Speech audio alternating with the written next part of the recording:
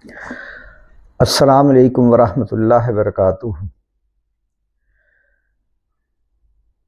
Introduction of قرآن۔ حقیقت میں قرآن کیا ہے؟ قرآن کس لیے نازل کیا گیا؟ وہ کس سے مخاطب ہے؟ اس کا ٹارگٹ کیا ہے؟ تو اپنے مضمون کے لحاظ سے جو قرآن میں مضمون آئے ہیں اس کے لحاظ سے وہ ایک رسول کی سرگزشتہ کہانی ہے پوری۔ انہوں نے کس طریقے سے اپنی قوم کو ڈرایا، اللہ کا پیغام پہنچایا، ان کے ساتھ جو جو چیز ہوئی، کس طریقے سے وہ لوگ پیش آئے، یہ تمام چیزیں آپ کو قرآن میں ملیں گی۔ وقتاً و فقتاً اللہ تعالیٰ نے کس طریقے سے ان لوگوں کو وارن کرا، پیغمبر نے دعویٰ کرا، حضور صلی اللہ علیہ وسلم نے اس وقت کہ تم لوگ اللہ کی مخلوق ہو اور صرف ایک خدا کی ہی عبادت کرنا ہے، ایک اللہ کی عبادت کرنا ہے، اور یہ میرے اوپر قرآن نازل ہوا ہے۔ اگر تم نے اس کو جھٹلا دیا تو اس کے نتیجے میں تمہیں جو چیزوں کا سامنا کرنا پڑے گا وہ مسلسل قرآن میں شروع سے آخر تک بیان ہوا۔ اور جب انہوں نے انکار کر دیا اور انتہا کر دی تو وہ تمام وارننگز جو قرآن کے ذریعے اس قوم کو دی گئی تھیں وہ اجاگر ہوئیں، ایک کے بعد ایک ان لوگوں کو ان سب وارننگز کا سامنا کرنا پڑا۔ اللہ تعالیٰ نے محض ایک مجموعہ قانون حکمت نہیں بنایا قرآن کو، بلکہ پیغمبر کے لیے اپنی قوم کو انذار کا ذریعہ بنا کر نازل کیا ہے۔ چنانچہ فرمایا، اعوذ باللہ من الشیطان الرجیم، بسم اللہ الرحمن الرحیم، وَأُوحِیَ إِلَیَّ هَٰذَا الْقُرْآنُ لِأُنذِرَکُم بِہِ وَمَن بَلَغَ، اور میری طرف یہ قرآن اس لیے وحی کیا گیا ہے کہ اس کے ذریعے سے تمہیں خبردار کر دوں، یعنی یہ تمہیں وارننگ دے دوں، اور انہیں بھی جنہیں یہ پہنچے، تم تو ڈائریکٹ مخاطبین ہو، اور ان کو بھی جن کو پہنچے۔ یہ سورہ انعام کی آیت نمبر 19 سے نبی صلی اللہ علیہ وسلم سے متعلق معلوم ہے کہ آپ نبوت کے ساتھ رسالت کے منصب پر بھی فائز تھے۔ اللہ تعالیٰ نے جن لوگوں کو خلق کی ہدایت کے لیے مبعوث فرمایا، یعنی چنا، اور اپنی طرف سے وحی اور الہام کے ذریعے ان کی رہنمائی فرمائی، انہیں نبی کہا جاتا ہے۔ تمام ان لوگوں کو جن کو اللہ تعالیٰ نے چنا انہیں نبی کہا جاتا ہے، لیکن ہر نبی کے لیے ضروری نہیں کہ وہ رسول بھی ہو۔ رسالت ایک خاص منصب ہے جو نبیوں میں سے چند ہی کو حاصل ہوا ہے۔ قرآن میں اس کی تفصیلات کے مطابق رسول اپنے مخاطبین کے لیے اللہ کی عدالت بن کر آتا ہے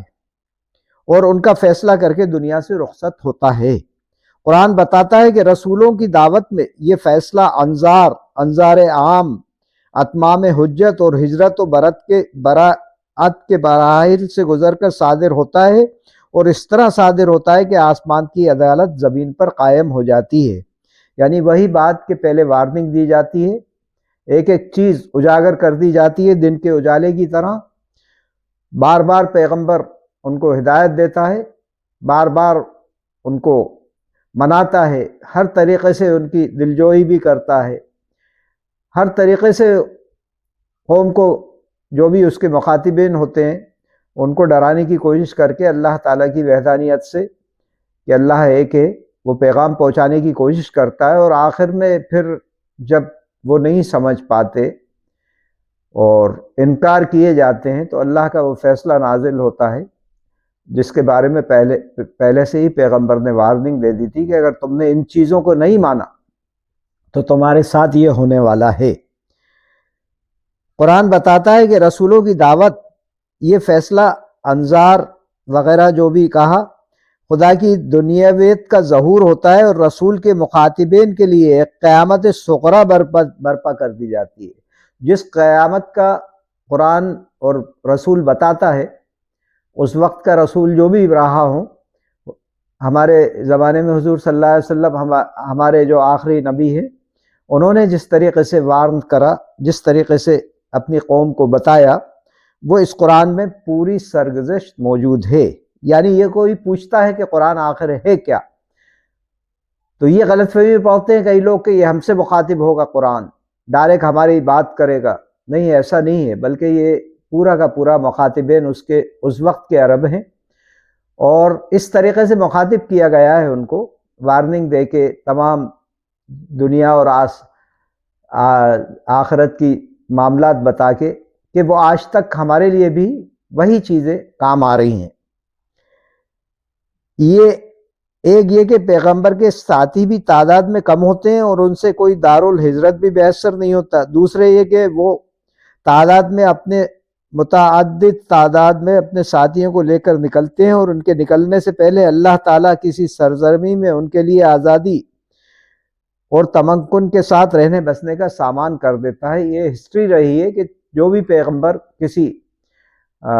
قوم کی طرف مبعوث ہوئے، ان کو جب بالکل قوم نے نکار دیا، پورا بری طریقے سے ان کا مذاق اڑایا، تو آخر میں اللہ تعالیٰ ان کو وہاں سے ہٹا کے کوئی ایسی جگہ پہ شفٹ کر دیتا ہے جسے ہجرت کہتے ہیں، جہاں پر ان سب کے لیے تمام چیزیں ممکن ہو جاتی ہیں۔ جیسے لوط علیہ السلام کا ذکر آیا، وہ اپنی قوم سے وہاں سے نکل کے گئے، اور اسی کے بعد ان کی قوم کے اوپر عذاب نازل ہو گیا۔ ایسے موسیٰ علیہ السلام کا جو ذکر ہے، اس کے اندر بھی یہی ہوا۔ فرعون کو بار بار وارننگ دی گئی، پوری قوم کو وارن کرا گیا، لیکن جب نہیں ہوا تو وہ وہاں سے ہجرت کر کے گئے موسیٰ علیہ السلام، اور اس کے پیچھے وہ قوم ان کے پیچھے پیچھے آئی اور غرق کر دی گئی۔ ایسے ہی حضور صلی اللہ علیہ وسلم کے ساتھ ہوا کہ جب مکے سے مدینہ تشریف لے کے گئے ہجرت کر کے، تو ان لوگوں نے، مکے والوں نے پیچھا نہیں چھوڑا، اور اللہ تعالیٰ نے وہ سب کر دکھایا جو ان سے وعدہ کیا گیا تھا۔